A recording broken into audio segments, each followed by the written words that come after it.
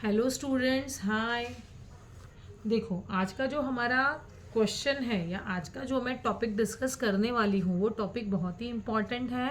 वो टॉपिक है how to write the economics paper, या कौन से क्वेश्चन का आंसर आप किस तरह से लिखोगे तो आपको उसके अच्छे मार्क्स मिलेंगे।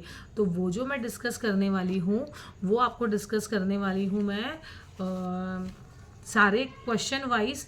ठीक है, तो लेट्स स्टार्ट। सबसे फर्स्ट हम देखेंगे क्वेश्चन वन जो है वो आपको मालूम है टोटली ऑब्जेक्टिव टाइप्स क्वेश्चन है जो 20 मार्क्स के लिए एग्जाम में आने वाला है।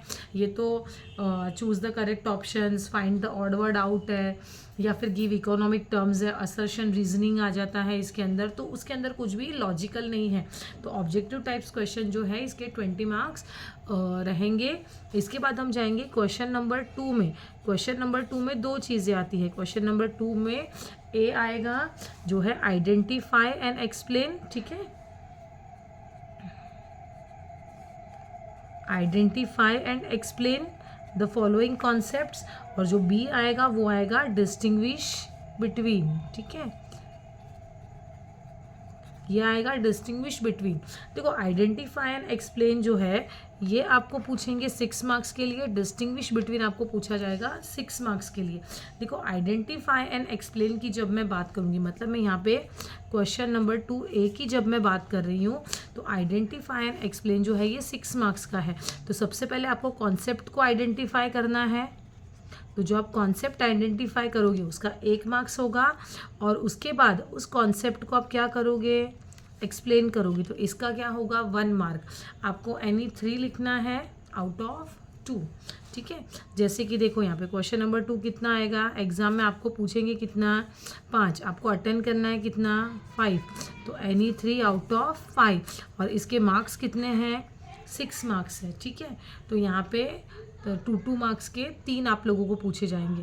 तो आपको जो भी क्वेश्चंस होगा उसका आपको कॉन्सेप्ट पहचानने का 1 मार्क्स और एक्सप्लेनेशन का 1 मार्क मिलेगा। फॉर एग्जाम्पल समझो आपको यहाँ पर क्वेश्चन पूछा हुआ है कि Puja satisfied her need of writing an essay by using pen and notebook. उसने पेन और नोटबुक लेके पूजा ने अपनी नीड जो थी वो सेटिस्फाई की, सेटिस्फेक्शन आ गया।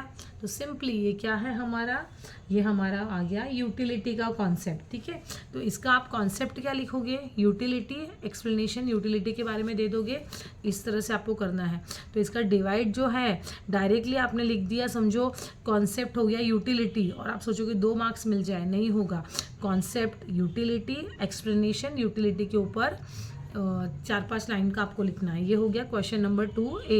अभी हम जाएंगे क्वेश्चन नंबर 2B के ऊपर। क्वेश्चन नंबर 2B क्या है मेरा, डिस्टिंग्विश बिटवीन। ये भी कितने मार्क्स के लिए है, आपको 6 मार्क्स के लिए है। मतलब ये भी सेम, एनी 3 आउट ऑफ 5, आपको कोई भी 3 लिखना है आउट ऑफ 5। तो यहाँ पर भी जो डिस्टिंग्विश बिटवीन है वो कितने मार्क्स के लिए आने वाला है, आप लोगों को 2-2 मार्क्स के लिए आने वाला है। डिस्टिंग्विश बिटवीन लिखते टाइम आपको एक चीज़ अच्छे से याद रखनी है कि डिस्टिंग्विश बिटवीन में एक पॉइंट आपका मीनिंग होना ही चाहिए। It is very very very important. आपका मीनिंग जो है वो 1 मार्क्स देता है आपको, हाँ, कोई भी क्वेश्चन का। और जितने भी अदर पॉइंट्स हैं, जितने भी डिफरेंसेस आपको मिलेंगे उसके आपको मिलेंगे 1 मार्क्स। समझो आप लोगों ने बोर्ड एग्जाम में, समझो आपको क्वेश्चन पूछा हुआ है इंडिविजुअल सप्लाई मार्केट सप्लाई, आपने इंडिविजुअल सप्लाई मार्केट सप्लाई का मीनिंग ही नहीं लिखा है। ठीक है, आप लोगों ने मीनिंग नहीं लिखा है, और सीधे आप कहाँ पे जा रहे हो, अदर पॉइंट्स के ऊपर जा रहे हो। अदर पॉइंट्स आपने 5 लिखे हैं लेकिन आपने मीनिंग नहीं लिखा है, तो अदर पॉइंट के कितने मार्क्स है, 1 ही मार्क्स है आपको। तो आपको कितना मार्क मिलेगा डिस्टिंग्विश बिटवीन का, 1 ही मार्क्स मिलेगा। आप 5 पॉइंट लिखो, 10 पॉइंट लिखो, अदर पॉइंट के लिए सिर्फ 1 ही मार्क्स है जो आपको 1 ही मिलेगा। तो आपको मीनिंग 1 मार्क्स के लिए लिखना कंपलसरी है। मीनिंग जैसे ही लिखा है 1 मार्क्स मिल जाएंगे, बाकी के जो पॉइंट्स लिखे हैं उस पर 1 मार्क्स मिल जाएंगे। तो इस तरह से डिस्टिंग्विश बिटवीन पे ये मीनिंग लिखना कंपलसरी है। जैसे मैंने यहाँ बताया कॉन्सेप्ट होना चाहिए, कॉन्सेप्ट का एक्सप्लेनेशन होना चाहिए। ये हो गया क्वेश्चन नंबर 2B की बात। अभी हम आएंगे जो है वो क्वेश्चन नंबर 3, उसमें भी होगा आंसर द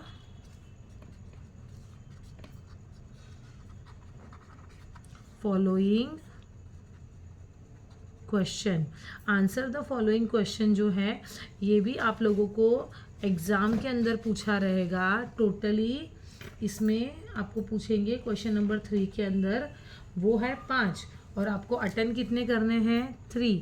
तो ये भी सेम, एनी 3 आउट ऑफ 5। और ये जो है क्वेश्चन नंबर 3 वो भी आप लोगों को बोर्ड एग्ज़ाम में पूछे जाते हैं 12 मार्क्स के लिए। अभी देखो ये जो है 4 मार्क्स का एक क्वेश्चन है, तो इसमें आपको देखना है कि क्या पूछा है। समझो आपको क्वेश्चन पूछा है इम्पॉर्टेंस ऑफ माइक्रो इकोनॉमिक्स, तो 4 मार्क्स का है, तो एटलीस्ट 4 पॉइंट एक्सपेक्टेड है कि 4 पॉइंट तो आपको लिखने, क्योंकि तीन लिखने हैं 12 मार्क्स के, तो 3 4 ज़ा 12। इट मीन्स आपको किसी भी तरह से आपको 4 पॉइंट तो लिखने ही है हर एक क्वेश्चन के अंदर। लेकिन फिर भी अगर आप 4 से ऊपर पॉइंट लिखेंगे तो बेटर है। अगर एक आध पॉइंट आपका रॉन्ग है, प्रॉपर नहीं लिखा है, तो आपके मार्क्स पूरे अच्छी तरह से स्कोर हो जाएंगे। तो आपको किसी भी तरह से लिखना ज़रूरी है 4 पॉइंट एटलीस्ट। क्लियर? तो ये हो गया हमारा क्वेश्चन नंबर 3। उसके बाद हम जाएंगे क्वेश्चन नंबर 4 के ऊपर। क्वेश्चन नंबर जो 4 है वो है एग्री और डिसएग्री, और ये भी विथ रीजंस होता है। ठीक है, एग्री और डिसएग्री ये भी सेम, एनी 3 आउट ऑफ 5। और ये भी बोर्ड एग्जाम में कितने मार्क्स के लिए आता है 12 मार्क्स के लिए आता है। अभी देखो यहाँ पर भी 4 मार्क्स जो है हर एक क्वेश्चन के लिए 4 मार्क्स हो गया, एग्री डिसएग्री का 4 मार्क्स हो गया। तो यहाँ पर आप लोगों को जो 1 मार्क्स होता है 1 मार्क फॉर एग्री डिसएग्री जो भी आपका आंसर होगा, और 3 मार्क्स फॉर एक्सप्लेनेशन। 3 मार्क्स आपको किसके लिए होगा एक्सप्लेनेशन। फॉर एग्जाम्पल आपको क्वेश्चन पूछा है index number are very important in economics. Index number जो है वो बहुत इंपॉर्टेंट है इकोनॉमिक्स के लिए। स्टेटमेंट क्या है ट्रू, तो आप लिखोगे I agree with the statement.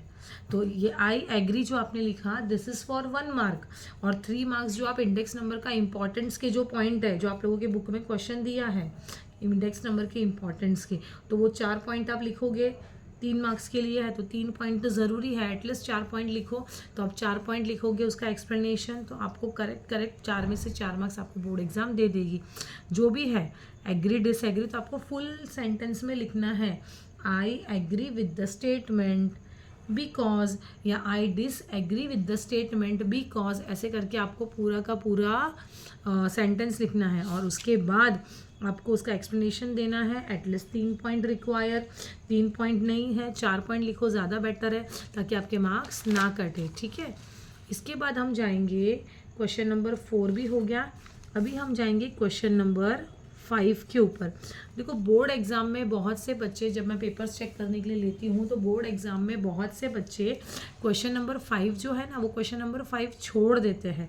Question number 5 एक ऐसा क्वेश्चन है जो टोटली आपको 8 मार्क्स के लिए पूछा जाता है, और 8 मार्क्स के अंदर आपको टेबल भी रहता है। ठीक है, कभी कभी टेबल भी पूछते हैं ए में। बी आप लोगों को रहेगा पैराग्राफ, या तो बी पैराग्राफ होगा या तो बी डायग्राम होगा, कुछ भी हो सकता है, और सी डायग्राम। ठीक है, ये तीनों में से ना आपको कोई भी 2 अटेम्प्ट करना है, मतलब ए बी सी ये तीनों में से आपको एनी 2 अटेम्प्ट करने हैं। और आप जो ये एनी 2 अटेम्प्ट करेंगे तो एक होगा 4 मार्क्स का, दूसरा भी होगा 4 मार्क्स का, और ये तीनों बहुत ईजी होते हैं। पैराग्राफ राइटिंग जो होती है ना, जैसे आपका इंग्लिश में कैसे पैराग्राफ दिया होता है और पैराग्राफ के अंदर ही उसका आंसर होता है जो आपको ढूंढ के लिखना है, सेम वे इको में भी है। तो आप पैराग्राफ पढ़ो अच्छे से, पैराग्राफ एक बार पढ़ो, पैराग्राफ पढ़ने के बाद रिलेटेड टू पैराग्राफ आपको क्वेश्चंस दिया हुआ है, तो रिलेटेड टू पैराग्राफ आप उसमें आंसर ढूंढो, आपको मिलेंगे, और उसके बाद उस पैराग्राफ के आप लोग आंसर्स लिखो। तो यहाँ पे आपको पूरे के पूरे 4 मार्क्स मिल जाते हैं। बाकी बचा टेबल और डायग्राम, वो भी बहुत ईजी होते हैं। जैसे यूटिलिटी लेसन से आपको पूछ लेंगे या फिर डिमांड लेसन का कुछ होगा अंदर, तो वो होते हैं। तो ये क्वेश्चन आप अटेम्प्ट करोगे एनी टू, ये 8 मार्क्स के लिए होता है, जो बहुत ईजी होता है। अभी हम जाएंगे क्वेश्चन नंबर 6 पे। देखो जो क्वेश्चन नंबर 6 है ना, ये है ना बड़ा क्वेश्चन होता है, आंसर इन डिटेल वाला क्वेश्चन होता है। और यहाँ पे ये जो क्वेश्चन होता है ये आपको टोटल 16 मार्क्स के लिए होता है। 3 क्वेश्चंस आपको एग्ज़ाम में पूछते हैं और आपको कोई भी 2 अटैम्प्ट करने हैं। तो एनी 2 आउट ऑफ 3 ये हमारा होता है। 2 अटैम्प्ट करो 3 मार्क्स के लिए, मतलब एक कितने का है, 8 मार्क्स के लिए। यहाँ पर आपको एक क्वेश्चन तो लॉ आता ही है, आइदर वो लॉ ऑफ डिमांड हो, आइदर वो लॉ ऑफ सप्लाई हो, आइदर वो लॉ ऑफ डीएमयू हो। तो आपके ये 3 ही तो लॉ है जो आपको अच्छे से पढ़ के जाने हैं। जो बोर्ड एग्जाम्स में आपको एक लॉ तो आएगा ही आएगा और सबसे इजी है वो। देखो लॉ ऑफ, जो समझो for example law of demand आपको पूछा है, ठीक है, आप लॉ ऑफ डिमांड देख लो, लॉ ऑफ सप्लाई देख लो और लॉ ऑफ यूटिलिटी वाला डीएमयू वाला देख लो। वो एक लॉ के ऊपर भी मैं आपको वीडियो बना के डालने वाली हूँ, तो आपको अच्छे से देखना कि उसका स्टेटमेंट लिखना वगैरह कितना इजी होता है। वैसे जो क्लासेस में मैं पढ़ाती हूँ वहाँ पे तो मैंने डिटेल में बताया हुआ है कि लॉ ऑफ डिमांड के कैसे कैसे क्या क्या चीज़ें इंक्लूड होनी चाहिए। तो this is what law of demand, अगर समझो आपको पूछा है बिग क्वेश्चन में 8 मार्क्स के लिए पूछा है, ठीक है, तो आपको सबसे पहले ये 8 मार्क्स कैसे कैसे डिवाइड होते हैं। तो लॉ ऑफ डिमांड में सबसे पहले आप जो लिखोगे वो लिखोगे आप इंट्रोडक्शन। देखो आप लॉ ऑफ डिमांड की बात करो, लॉ ऑफ सप्लाई की बात करो या लॉ ऑफ डीएमयू की बात करो, इंट्रोडक्शन सबका सेम आता है। लॉ किसने इंट्रोड्यूस किया है, कौन से ईयर में इंट्रोड्यूस किया है, कौन से बुक में लिखा हुआ है, बहुत ईजी। ये इंट्रोडक्शन के लिए 1 मार्क स्कोर रहता है और ये बहुत इजी है, तीनों लॉ के लिए सेम है। मैं जब लॉ के ऊपर बनाऊंगी तो उस टाइम पे मैं कंफर्म आप लोगों को बताऊंगी कि इंट्रोडक्शन कैसे लिखना है, क्या लिखना है, लेकिन फ़िलहाल याद रखो इंट्रोडक्शन 1 मार्क के लिए होता है, ठीक है। नंबर 2, उसके बाद हम जाएंगे, जो नंबर 2 है वो है हमारा स्टेटमेंट। और ये जो स्टेटमेंट है ये बोर्ड एग्जाम में पूछा जाता है 2 मार्क्स के लिए, ठीक है। अभी स्टेटमेंट के अंदर क्या होता है, जैसे स्टेटमेंट का मतलब होता है हम जो लिखते हैं अदर थिंग्स बीइंग इक्वल, ठीक है, ये क्वेश्चन लिखते हैं हम अदर थिंग्स बीइंग इक्वल। अभी समझो लॉ ऑफ डिमांड है तो हमें पता है प्राइस बढ़ता है तो डिमांड कम होता है, डिमांड बढ़ता है तो प्राइस कम होता है, तो हमें पता है कि दोनों के बीच का रिलेशन कैसा है, अपोजिट रिलेशन है। तो स्टेटमेंट में वही लिखना है हमें, other things being equal, higher the price of a commodity lower is the quantity demanded and lower is the quantity of demand higher is the price of the product. तो ये statement हो गया हमारा, ये भी बहुत इजी है। मैं तीनों लॉ पे एक एक वीडियो बनाने वाली हूँ जो आपको मैं शेयर ऑफ कोर्स करूँगी। नंबर 3 जो है हमारा वो आता है शेड्यूल और डायग्राम। शेड्यूल मीन्स व्हाट, हमारा जो टेबल है, जो हमारा टेबल है वो, और टेबल पे से जो आप बनाने वाले हो डायग्राम, ये दोनों यहाँ पर इंक्लूड होता है। शेड्यूल बनाओ, शेड्यूल को 2 लाइन में एक्सप्लेन करो, डायग्राम करो, डायग्राम को भी थोड़े 2-3 लाइन में एक्सप्लेन करो, और इसके मार्क्स होते हैं 2 मार्क्स, ठीक है। इसके बाद हम जाएंगे नंबर 4 पे। मैं आपको एक लॉ एक तीनों लॉ पे मैं आपको एक्सप्लेन करूँगी, वीडियो बना दूँगी तो आपको थोड़ा ईजी जाएगा। इसके बाद आपको क्वेश्चन देखना है। देखो शेड्यूल डायग्राम के बाद आपका जो नंबर 4 आता है, ये नंबर 4 हमारा होता है एजम्पशन और एक्सेप्शंस, ठीक है।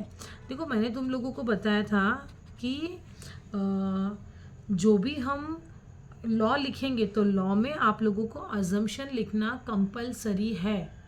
लॉ कोई भी हो, आपको बोर्ड एग्जाम में अजम्पशन नहीं पूछा है फिर भी आप लोगों को अजम्पशन लिखना कंपलसरी होता है। ऐसा क्यों? बिकॉज जब आप यहाँ पे स्टेटमेंट लिखते हो ना, तो स्टेटमेंट में क्या लिखते हो पता है? स्टार्ट कैसे करते हो स्टेटमेंट में? Other things being equal. तो अदर थिंग्स बीइंग इक्वल, तो वो अदर थिंग्स है क्या? तो जो अजम्पशन में लिखी है ना वही हमारी अदर थिंग्स है। इसलिए स्टेटमेंट की वजह से हमको यहाँ पे अजम्पशन लिखना ज़रूरी है। क्वेश्चन किसी भी तरह से पूछा हो, एक्सप्लेन लॉ ऑफ डिमांड, तो भी आप अजम्पशन लिखोगे। Explain law of demand and it's assumption, तो भी आप अजम्पशन लिखोगे। Explain law of demand and it's exception, assumption बोला ही नहीं है, सिर्फ एक्सेप्शन बोला है, तो भी आपको एजम्पशन लिखना है। समझ में आ रहा है? तो आपको अजम्पशन लिखना कंपलसरी है। तो आपको यहाँ पे जिस भी तरह से क्वेश्चंस पूछा है, तो नंबर 4 पे आप लिखोगे अजम्पशन, नंबर 5 पे आपका आ जाएगा एक्सेप्शंस। खाली आपको याद क्या रखना है, अजम्पशन नहीं बोला है तो भी हर क्वेश्चन में अजम्पशन लिखना ही है। लेकिन अगर आपको एग्जाम में बोला है एक्सेप्शन मत लिखो, तो आप एक्सेप्शन नहीं लिखोगे। एक्सेप्शन में कोई कंपल्शन नहीं होता है, एक्सेप्शन बोला है तो लिखो, नहीं बोला है तो मत लिखो, ज़रूरी नहीं है, लेकिन अजम्पशन तो आपको लिखना ही है। फॉर एग्जाम्पल, अगर आपको लॉ ऑफ डिमांड में एक्सेप्शन पूछा हुआ है तो आपको अजम्पशन लिखना पड़ेगा, लेकिन एटलीस्ट आपको अजम्पशन के अंदर 2 पॉइंट 3 पॉइंट छोटे छोटे एक एक लाइन के 2 या 3 पॉइंट लिखने पड़ेंगे, और इसके आपको मिलेंगे 1 मार्क्स, ठीक है।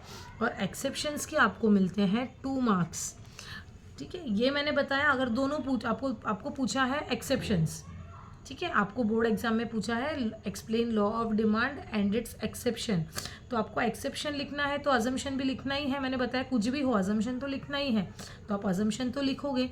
लेकिन अगर आपको बोर्ड एग्जाम में ऐसा बोला है explain law of demand and it's assumption, ये एक्सेप्शन बोला ही नहीं है, तो एक्सेप्शन हम लिखेंगे ही नहीं, एक्सेप्शन को छोड़ देंगे, हम सीधा हम अजम्पशन को लिखेंगे, और यहाँ पर इसके जो 2 मार्क्स है ना वो भी यहाँ चले जाएंगे। तो ये टोटल कितने मार्क्स के लिए हो जाएगा, 3 मार्क्स के लिए। तो आपको अजम्पशन के पॉइंट्स ज़्यादा लिखने पड़ेंगे, एटलीस्ट 4-5 पॉइंट्स तो आपको अजम्पशन के लिखने पड़ेंगे।